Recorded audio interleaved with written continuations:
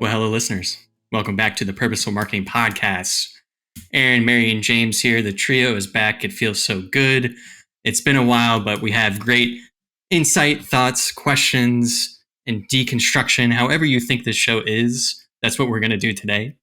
But for the listeners who haven't heard us three in a while, Mary, head of marketing at my customers, James, content director, Bill 76, Aaron Weeks, director, demand gen, Proofpoint Marketing.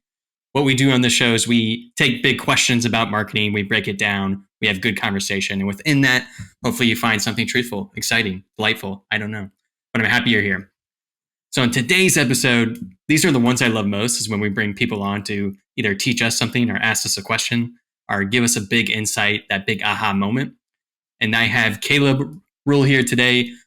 And before I let him introduce himself, here's kind of the central idea is we talked about if we are king and queen of the day and we could build an inbound motion from scratch, what would we do? And that's kind of the crux of today's episode. So Caleb, I'll just give you a minute or two just to kind of talk about yourself, because that's why we love to bring you on. So give you the shine and the floor. So throw it over to you, Caleb. Well, I appreciate it. Thanks, Charlotte, for having me on. I'm absolutely looking forward to the controlled chaos that this conversation could invite, because I'm sure everybody listening is thinking, I already had 4 or 5 ideas, right? So the ideas will be flowing. So Caleb Rule, over a decade of experience in marketing, primarily in B2B, currently between full-time gigs, doing some side hustle stuff with Rule Marketing Group, very active on LinkedIn. So if you want to say hello, hop over there, last name Rule. So come and say hello. But that's enough about me, Aaron, and I'm that geeked. I don't want to talk about myself. I want to talk about the topic. Definitely. So I think let's put our philosopher hats on. And I forgot to tell you, Caleb, myself and James have philosophy degrees. So this is why we are the way we are. Let's define this inbound motion. Like, what do we mean? Do you want to kind of just take us through that first? And then Mary, James, and myself can kind of pick that apart a little bit. So, yeah, I'm getting teed up to 2 philosophy majors, so I'm already I've been ambushed in a way. I'm kidding, of course. But so inbound originally kind of sprung up because it was almost like this counterbalance to cold calling and sales. And so it's like, okay, well, instead of us going and annoying people, how about we try to bring them in, thus inbound instead of more of the outbound type of play. So inbound kind of at its crux is go out, get people to come find you, and then get into your funnel, into your loop, into your whatever methodology you want to subscribe to. And that's really at the crux of the flow, if you will, of people into a pipeline. Is you go out to them, to where they are, bring them and convince them to come in to where you are. And then you annoy them with the salespeople. I'm kidding. I love salespeople. But that in a nutshell is the brief maybe statement I would give as an opening statement. Now I'll let you 3 pop away, if you will. Awesome. I love how good of a sport you are, because I'm just like throwing you under fire, and this is great. So I think that's a perfect definition. I think where we have some fodder and breakdown is when we're talking about SaaS and non-SaaS, and specifically manufacturing, where again, James and Aaron, we've done most of our work here. And Mary, you were there, now you're at SaaS. How does that change through those industries? Or is there a change? Does it even matter, right? Kind of your straightforward definition was very straightforward. It's like, you need an inbound motion because we're now outreaching. So we need to have all the workflow and set up to people come inbound. Do you think it's different between SaaS and manufacturing, how they view it? Or is there things we should think about when we're speaking about those industries and their inbound motions? Personally, I think they're worlds apart. It's for instance, you think about, because marketing doesn't exist in a silo, right? Marketing exists as this cross-functional, almost glue guy, if you will, or glue girl, where they're the connective tissue between so many other teams within an organization. So whether it's SaaS, you might have a smaller team, but it's much more direct, more of an enterprise, perhaps. You might have significant teams or even global centers of excellence, depending on the company you're working with. But I mean, with manufacturing, longer sales cycles, maybe higher average deal, depending on what the SaaS company is offering, right? Maybe a Salesforce versus somebody who's significantly, a smaller niche type of product, then you start to get some of those changes. But no, I think it is vastly different, even with the sales cycles and kind of how the sales interactions go, right? Because marketing at some point is handing off to sales, unless you're an e-com store, which I don't think is going to help us here. So you have as we're talking about just the marketing function, obviously we're going to be threading into all of the other functions as well, because you can't just take it by itself. That's not how marketing works, or marketing is doomed to fail from the get-go. Yeah, I think that's a great follow-up. What I really want to kind of linger on, I think is important, is those differences. And I think with businesses that like James and myself work with now in the manufacturing space or professional services, if you ask them how they make revenue now, it's through sales, mainly sales activity, mainly through outreach and outbound. But what they need from us is to create and help them with the inbound motion. So it's like they already do this really well, the outbound motion, but what we help them with is kind of get their inbound started. In SaaS is kind of where I'll put you, Mary, is inbound is really a part of your marketing strategy. You have to get inbound right, because that's kind of from even, let's go more high level, just from how your business model is going to work. You need it to work right. Is that fair to say, Mary, or you want to just kind of riff on inbound? Yeah, for sure. I think that's totally accurate. I think there's also a really interesting thing.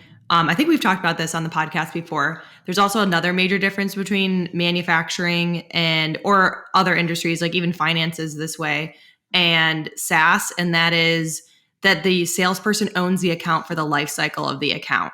So they're like an account manager. So they really own expansion, they own upsell, they own almost like customer service, depending on how big the organization is. And in SaaS, it's only new customers.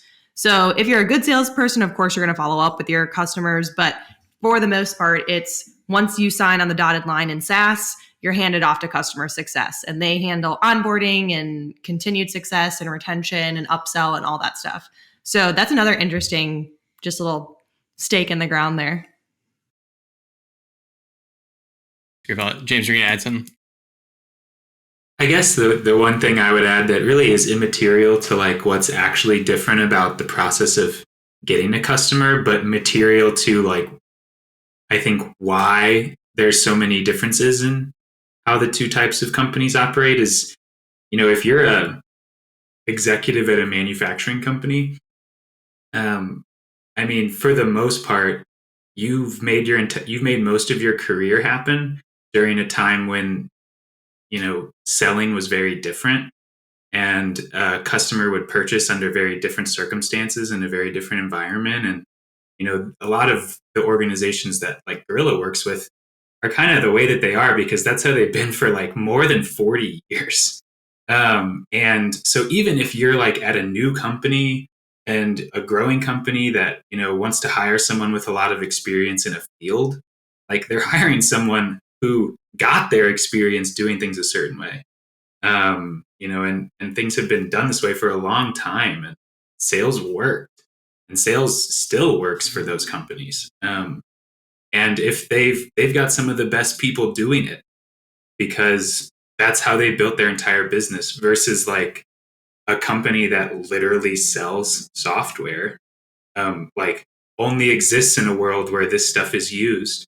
And therefore is also way more prone to thinking oh, of course we'll shell for the software we need to actually feel like marketing's going to work or to know we're doing it right. It's one thing to run inbound. It's another thing to run inbound and feel like you're capturing what you need to capture to know what's working, what's not working, so on and so forth, all the stuff we've talked about before. So some ability to understand the tech and live within it and a comfort level does make a difference in why these organizations are the way they are, versus obviously that doesn't make a difference to their customers in terms of what is actually the best way to get in front of them, but it is a material difference in how these organizations operate before they talk to folks like us. Yeah, some things I want to pick out with what you said, James, is two things. One, our customers, I don't really think they even think about what we're talking about today, nor do they really care. They just want to understand how they can have a conversation with you. And number two, why we need inbound probably, and we're really tackling the mindset as a group here before we do tool set and skill set. Why we need inbound is because it needs to work with our operation. we have to have some kind of operational motion here to make sure that marketing and sales is rowing in the same direction. Again, yeah, if you're SaaS like Mary, maybe you don't have a sales team. I don't know. So maybe you don't have to worry about that. However, I think for most of us, like there's so many marketers that are in non-SaaS, and that's why I appreciate all of them, because you're stuck with this scenario, right? Is you have sales who are pretty good at their job. They've been doing it for 50 years. You're being tasked to create an inbound motion. You have to have an inbound motion at some point, right? Tech's going to evolve. Your customers are going to evolve too. But it's like, how do you get there? So I'm going to bring it back to you, Caleb. And the question is, if we're going to create an inbound motion from scratch, maybe like what are the 2 to 3 core things we need? It can be tech. It can be ideas and mindset. It can be people. Just kind of get us started. So, I mean, the first place I'd start, and I'm sure all of y'all have said this on previous podcasts, and for those who haven't listened, there are a great many on your YouTube channel, by the way, well worth a listen. But interview some existing customers. Now, if we're starting an inbound motion from scratch, we're still assuming that the company exists. So I'm going to make that leap a little bit. If we can interview some existing customers, I want to know, where do they spend their time? That's often marketing's biggest challenge. And I know there's some tools out there. One of my favorites is SparkToro, just getting in the weeds. That's Rand Fishkin's tool, right? I see nods, you all know it. But it is attacking that problem, but it's, what are the CMOs talking about in their CMO Slack group, right? Or in a Pavilion channel, or in a insert coffee chat here, right? And the executives are often the ones who have that buying power that inbound's trying to get into the pipeline anyway. Otherwise, you have to work up to the power that you need to sell. So I would start there if at all possible. And if it's not possible, and in some companies it's not, right? Sales doesn't want you talking to them for many good, possibly reasons. Then the other place that I would start is I would really start kind of asking around to, okay, can I interview some people who are maybe within my target market, kind of offer them, see if you can get some time. Face-to-face time, and Aaron, this kind of gets back to what you mentioned earlier, which is establishing relationships, right? I can look at all the data points I want, but at the end of the day, people are people. We're not a data point. And so how we think, act, and live and make some of our buying decisions can alter based on how we're feeling in the moment, right? The emotions that we're feeling on your website, or the emotions of, I just walked into my office to do some research and my 5-year-old, just threw a massive toy down the stairs. So I'm kind of feeling like angsty, right? That hasn't happened this week at all. But it's, but that impacts how I'm coming into that. And so talking to, okay, what are the typical people, I think can give you a starting point. From a tech perspective, I would also say, the correct marketing answer is always, it depends, as every marketer knows. But if I'm in SaaS, for instance, maybe I'm looking at more data enrichment, right? Whereas if I'm in manufacturing, maybe I'm looking for a little bit more along the lines of a marketing automation platform, because it's going to be a longer cycle. And so I might need to nurture a bit more, invest in progressive profiling. Forms are not evil. It's just how they are used that is evil. That's a whole nother conversation for another day, maybe. But that might be just one kind of line in the sand I would draw, and then kind of kick it around to the gang and see what you would add. Yeah, I love that. This is great. I'm going to riff for about a second, then I'll give Mary and James the mic. So what I love is that you started with the why, which is what we love on this show, is the why. And it's our people, talking to people and interviewing them, which is something we've all done here as a group, is like the best way to figure out what to do next. And what I was afraid with this conversation before, just I knew this group wouldn't do it, but it could start is, okay, perfect inbound from scratch. We should talk about gated versus non-gated content or something so tactical that it really takes you out of what we need to do. And so I think if you start with people, now when we go down the line of the other things we need for inbound, we're going to do way different things.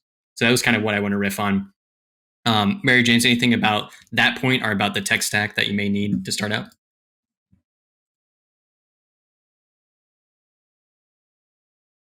Yeah, I have a couple opinions. I definitely think you should have like some kind of, if you're going to have a website, so to start an inbound motion from scratch, you need a website. Unless you're like some kind of genius who's figured out how to get all your business through LinkedIn DMs. So I would definitely have some kind of really, really solid website like WordPress. Like just do it. It'll be kind of expensive at the outset, but it's totally worth it on the long term. It'll scale really easily. And then I would definitely have some kind of CRM. So the form routing is automated. Like the more you can just automate the easy parts of the inbound motion, I think the easier your life will be. When I was like at Spraying Systems, it was a nightmare. Nothing was automated. Like we would kind of upload a form to the CRM, but you couldn't pull reports from it. And like, it was just like hours of my time down the drain for like no good reason. I think that's a good call out. James, you're about to jump on.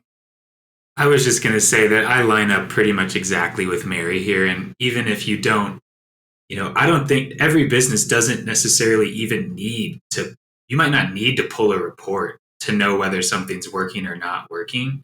But still, like, there's just almost never, I can't imagine a use case where it's like, we're better off like paying someone to do these like form uploads, man. Or like there's just, I just can't imagine a use case for that. So like, I do think like, does your CRM need to have every capability ever? Maybe not. Like I think there's plenty of businesses that will know whether marketing's working without advanced reporting. But at the end of the day, you're really gonna need some amount of automation. Unless you've got some sort of gross intern pipeline that like other folks don't have, which I would just disapprove of in general. Making humans do that kind of thing. But yeah, that's just my 2 cents. I line up pretty much exactly with Mary on all those conversations. So let me ask a divergent question if I can. So you both went CRM, and I kind of assumed a CRM a little bit, but are we saying that marketing owns the CRM in this case? Yes, I would say marketing should own the CRM. I know that's a controversial Blasphemy. answer, but if you have an inbound motion, you kind of have to. And I'll talk about this from the SaaS side and the manufacturing side. I'll go manufacturing first because it's a nightmare. Like the salesperson will not do anything. They will not enter data unless it's incredibly easy to do. They will not follow up with anything unless it's incredibly easy to do. So you're going to be in charge of like maintenance as far as like accurate data entry, like throw that on the sales leader, like let them deal with it. But you should be in charge of like making sure all the fields are how they need them to be, making sure it's really easy to find the fields that are mandatory, making sure it's easy for everyone should be marketing's job. I love that, by the way. Yeah. I was kind of hoping somebody would go there. And James, I know I haven't let you answer, but because usually it's IT in manufacturing who owns it. And then it's sad truth. I have this idea I've been toying with that I'm thinking about putting on LinkedIn, that sales is no longer, and that probably never was really, the enemy of marketing, but the enemy of marketing is IT for sure. Ooh, I love this. Mary pitching this first here. And let me turn off my AC real quick. It's getting hot in here. Yeah, so the title of this episode is going to be Mary Keogh wants to fire her sales team and hates IT, right? That's going to be like the title of this episode. No, I love my sales team. But I don't. Yeah.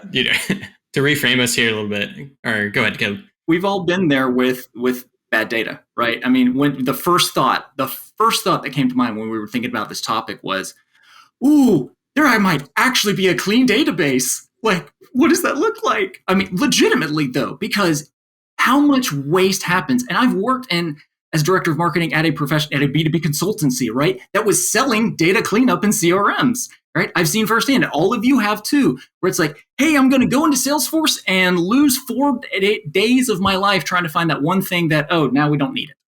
It's happened to us all, right? And so I do think it's worth noting. It's a very interesting sidebar, but it is actually foundational component too, right? Where the CRM is assumed, and yet that's an interesting topic unto itself, right? And maybe that's a future podcast episode. Who should own the CRM, tech spend, and all that sort of stuff? But anyway, Aaron, back to you. Definitely, yeah. Caleb, you can come back on the podcast. We'll do that one. So just to reframe us here a little bit, because I think we spent a lot of time talking about the mindset, and I think that's perfect. And we started getting into kind of more the tool set. I think that's good discussion about the CRM, and like you're going to need a website. You're going to need some kind of tool stack. I think one other question we had that's more mindset, and we're really kind of joking around. The thought is like, should sales be involved in creating this inbound motion from scratch? I think that's a toss up. I'm not really sure. I think it's going to depend if you're SaaS versus non-SaaS or in your manufacturing. But Caleb, for you, like how involved would sales be in creating the perfect inbound motion from scratch? Yeah, it really does depend on what that process looks like post purchase, so to speak, or even I would say slightly pre-purchase. So, for instance, in manufacturing, it really is relationships, especially when I think back to my time when I was working at Club Car, and there were multiple product lines. It was like, their marketing, just give me what I need. I am the marketing, basically. Like if I leave the company, people will not buy from us and it wasn't the salespeople person saying anything untrue. It was very relationship focused, right, in that regard. Versus a SaaS company, you're going amongst a sea of 30,000 and growing or contracting, depends on the week, depends on which LinkedIn influencer you follow. But the sea of technology, cue the obligatory Scott Brinker infographic that gives you a migraine looking at it here. There's just so many, right? You're trying to cut through the noise and you're trying to be as frictionless as possible. And so for a SaaS company, it may not be necessary unless you're trying to get them to request a demo often. You're trying to get them in the door, take a product tour. But I would question if sales is absolutely necessary until it's really like they're 95% of the way through the journey, right? It can be a lot more self-guided, whereas something that has an higher ACV and might be significantly more complex, need 14 people to sign off on it. That's where I think sales really becomes the Sherpa to get the deal across the line. So I would, in fact, for manufacturing, I would probably have sales be a significant partner in it. Honestly, I'd want to walk lockstep because I can't succeed without them. In SaaS, I still want their input, obviously, especially because if there's a sales team, then I'm going to be working with them. I might not lean on them nearly as much, though, because I'm trying to put this much more in the prospect's hands and just trying to get them to click the button and then give us their credit card information. Totally. I think that's a great explanation there. Mary, you are our SaaS person here, so I'll just give you the floor to rebuff, respond, whatever you want. Yeah, I would involve sales to the extent that, so it depends on your philosophy in marketing, right? So the website is your main conversion point for high intent leads. So somebody who wants to talk to sales or has a question for sales, like those are the only people I want contacting my sales team. So in that instance, sales needs to know, hey, we're changing something on the website. We're creating this new inbound motion, right?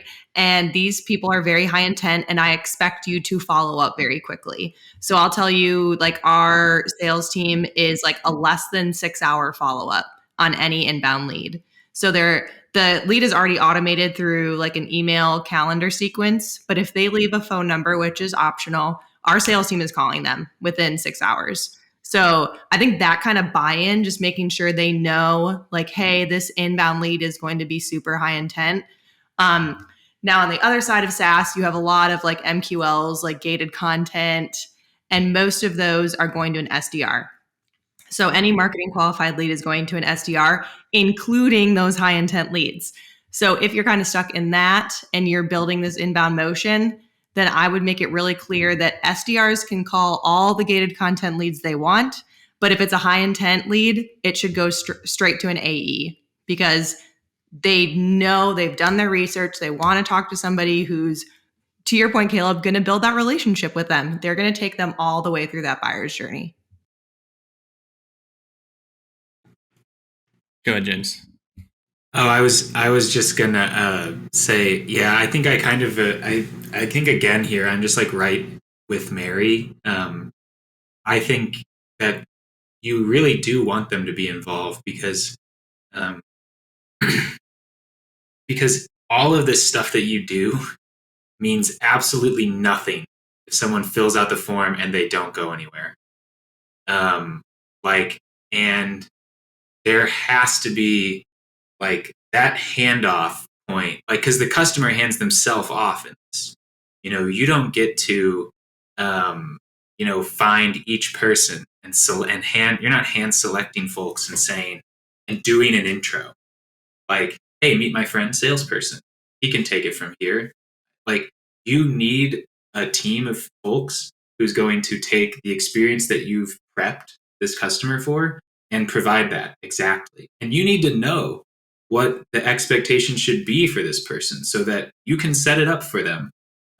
Like, you can do all of the strategic things to set up an inbound motion, but if you don't actually know, what the experience is going to be like when they fill out the form, you're not going to be able to set expectations. Like, when it really comes down to making the ask at the end, like, we've done all the educating of this buyer that we could possibly do, and we ask them to fill out the form. Something that's going to help you quite a lot is being able to tell that person what's going to happen when they fill it out, what's really going to happen. And you don't know what's really going to happen unless you have the salesperson help you. And unless you get them to buy in on delivering on that, like 99.9% of the time. So I think that they should play a really important part in it. And I think they have no reason not to and not to want to. It's like the leads in The Office that get like hidden. It's like, these are the good ones. You guys should be fighting over these. And like, why wouldn't you? So yeah, I agree with Mary. I think they should be involved. And I think it's just to make sure that, like, you take this thing, and to Caleb's point, you got this thing, this person who's interested, they fill out the form. You need to turn that into a relationship as quickly as possible and with as much momentum as possible. And the salesperson is super well equipped to do that. I love where this conversation went, because I think what you're explaining, James, is the plight of marketers is because we don't have any experience in that process. Like, we don't know. And because we don't know, that's why we tend to talk about the things we do and do the things that we do. Where in reality is, if we start with customers, talking to them, if we talk to sales more, we would have a much better grasp of this inbound motion. And we wouldn't be so caught up with these very tactical things. Should I gate versus ungate? What should my landing page look like? What we really need to do is think that mindset that you just explained is like, if I'm a customer, I'm getting handed off, like, what's that experience? I think that goes all the way back to what Caleb was talking about at the beginning. It's like, talk to your customers first. Maybe it's different for everyone. Maybe you don't need a landing page. Maybe you need a podcast. Maybe you need a video on there with someone from sales explaining this is exactly who we work with and why. I think we also get really caught up into the technical nitty gritty of like, how do we get someone to give us their email? And like, that is the plight of inbound. That's why I wanted to do this episode, so we can really talk about it and break it apart. On one of the last segments here, I want Caleb to kind of speak about is really talk through mindset, somewhat of tool set. Like, in this skill set section, it's like, okay, we have this inbound motion broken out. We've talked to customers, sales. We understand it. We need to get customers there. Like, what are the things we should do? It can be anything. I just want to give you the floor to speak about that. You don't. I feel like you're opening Pandora's box here, right? Because it literally could go almost anywhere. And obviously it depends, right? So if your customers are spending significant time on Reddit, right? And there are subreddits even for manufacturing, latest news in manufacturing, right? That's popular. Mary, I see you. Lurker over there, or are you active over there? I need to know these things. I'm mainly a lurker. I lurk in a lot of subreddits. Who doesn't? Let's be real. If you're not, you're missing out. But, again, there are communities of people, and there is a function of that, right? That aren't necessarily just, hey, let me blitz this LinkedIn ad campaign out there because my buyers are primarily B2B. So in terms of skill set, there is a customer centricity kind of mindset where, okay, where are my people spending their time in? And the phrase that I've heard other people use is digital watering holes, essentially, right? So, okay, it could be Quora. It could be Reddit. It could be Medium. It probably is LinkedIn if you're in the B2B space, although if it's not SaaS, you might have to work a little harder to find it. It is there. So thinking in terms of some of that, and then when you start to get these buckets of where people spend their time, then you can kind of craft some of the channel-specific strategies to that, right? Such as, is a certain CRM very active in that space or well adopted? Maybe partnering with them, some partner marketing might be the correct lever to pull here versus versus some SEO and SEM might be the way to go if you have active users on some of the platforms, right? And so it's not just go do some performance marketing, go optimize your CRM, and then go optimize your forms and go kind of optimize your website, and everything will fall into place. There's all these idiosyncrasies between the channels where, we need more of this, we need less of this.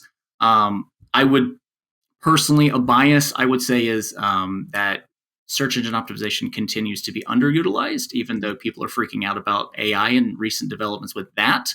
There are so many websites I've seen, I'm sure y'all have as well, where it's like, cool, you have 10,000 pieces of content.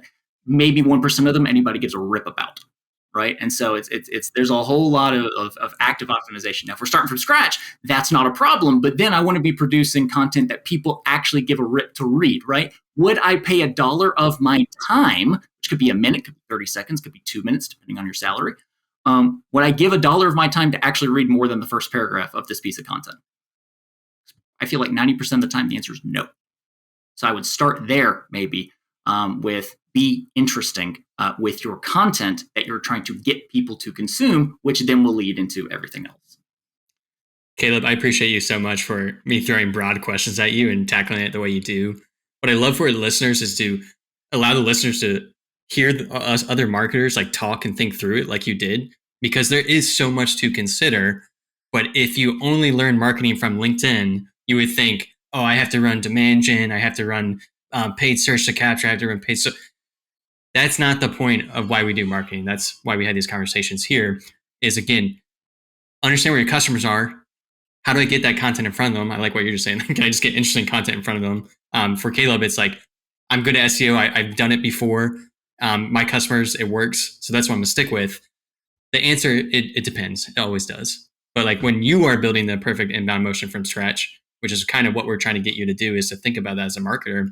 Maybe you do different things. And I think I'm going to try to kind of wrap us up here because we're going over time. Before I do, James and Mary, just any final questions for Caleb? He's been such a good sport. No, this is awesome. I'm glad you hit on that it's not all about the tech stack and the tactics. Like it is like about building that foundation too. You do need to interview customers. You do need to interview people in your target market. You do need to talk about problems that are relevant to them. So I just very much appreciated that. I don't really have any other questions either. Yeah, I feel like if I try and think of one, it just won't be very good. We've all been there. Yeah, we've all been there. Caleb, you're posting content on LinkedIn. I think that's a great place for people to reach out to you. I think you already mentioned your website, but any other plugs you just want to throw out here? Unless you're on a pickleball court near me, or maybe if you're active on Lead Chess, you want a friendly game, feel free to say hi. I am also active in Dave Gerhardt's Exit 5 community as well. So, but again, just helping out fellow marketers and learning from them as well. And certainly this conversation has been additive to that. I find commenting a lot more interesting than posting. A lot of other people post. It's interesting, so I'll go comment. I'm like, they're more interesting than what I have to say today. Let's go comment on their stuff. So you want somebody who maybe doesn't or just comments on other people's stuff, want to spice up your newsfeed, come say hello. I might also have a good dad joke to throw in your inbox as well. I have a question now. What's your Lead Chess rating? Bullet, Blitz, or Rapid. Well, I guess they're all kind of about 1,800 or so. Oh, those are your games. What's like your rating? Bullet, I think I've gotten it up to about 1850 on Lead Chess. Blitz is probably about the same. Rapid's closer to 1900, but I rarely have time to play a 10-minute game because somebody might be checking toys down the stairs. So somebody have to go. Sometimes I have to drop it and go be a dad. Well done on those ratings, by the way. Those are pretty good. Yeah, those are good ratings, people. For the listeners, those are great. I'm glad you clarified it for me. Come say hi. I'll play anyone. Like, the game won't let me play Caleb. Like, there's not a way I could set up the game where the algorithm would let us play each other. I would have to set that up privately. Oh, and maybe you should. Okay, for the listeners, I love big questions like these because we really get down to the why. And then as we're going to bring more people on like Caleb, is we're bringing on tactical experts, but you can kind of tell us we all start to talk as a group really opens our minds up. So if you want to do that, our podcast is open to you. You can DM us to get on the pod. That's basically what Caleb did for me. So you can listen to this on Spotify, YouTube, all the places you listen to podcasts. I'm giving you the final spiel here. And the last thing, so just check my notes, is, again, we're going to have more guests on. If you have particular topics and tactical questions you want us to answer, I can go find people like that. And Caleb actually helped us find some, so I appreciate it for that too. So I appreciate you, listeners, and have a good one. Peace.